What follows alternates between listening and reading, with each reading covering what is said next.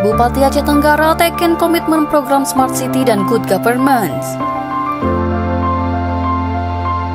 Bupati Aceh Tenggara Haji Muhammad Salim Pahri resmi teken komitmen program Smart City dan Good Governance di Banda Aceh 9 Juli 2025.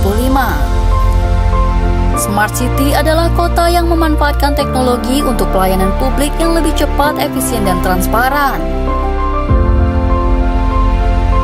Pahri mengatakan sudah saatnya pemerintah daerah bertransformasi digital.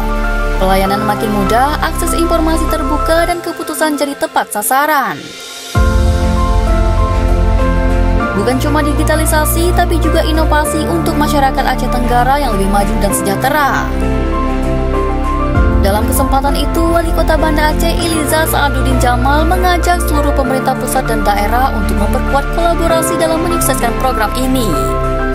Ia menyampaikan bahwa kerjasama dan adopsi program lintas wilayah dapat mempercepat realisasi Smart City di seluruh Indonesia.